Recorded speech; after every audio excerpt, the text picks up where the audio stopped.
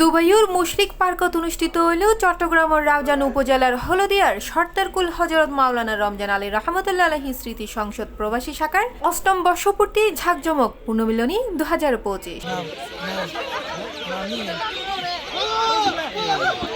উক্ত অনুষ্ঠানত দেশীয় ক্রীড়া প্রতিযোগিতা, পিঠাপুলি, ফটোশুট, কুইজ প্রতিযোগিতা ও নৈশভোজের আয়োজন করা হয়।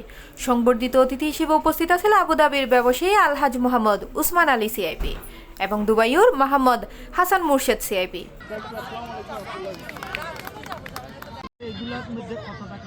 সাংগঠনিক দায়িত্ব তাসিল সভাপতি সাংবাদিক এম আব্দুল মান্নান ও সাধারণ সম্পাদক মোহাম্মদ শাহজাহান।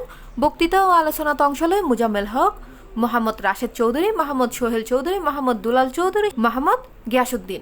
স্মৃতি সংসদের এই আয়োজনটা খুব আনন্দ লাগতেছে, যেহেতু এখানে অনেক ফ্যামিলি আসছে। কিছু মন মানসিকতা খারাপ থাকলে এই ধরনের প্রোগ্রামে আসলে মাইন্ডটা ফ্রেশ হয়।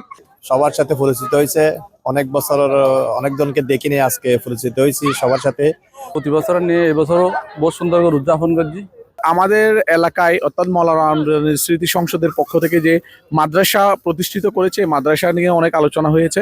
পুনর্মিলন অনুষ্ঠানে সবাইকে ধন্যবাদ জানাই। পারিবারিক বন্ধনের মতো লাগতেছে, আমরা অনেক খুশি হয়েছি, আমরা অনেক এনজয় করছি, অনেক ভালো লাগে। সব ফ্যামিলি লয়ে আসছি, এদিকে ভবিষ্যতে আরো হইলে ইনশাল্লাহ আবার আসছি। খেলাধুলা পরিচালনা ও হানা পরিবেশন করে মোহাম্মদ জাগের, মোহাম্মদ রফিক, মোহাম্মদ ফারুক সহ আরো বহুত কেউ। আমরা প্রতি বছরই হয় রমজান আলী স্মৃতি সংসদের পক্ষ থেকে।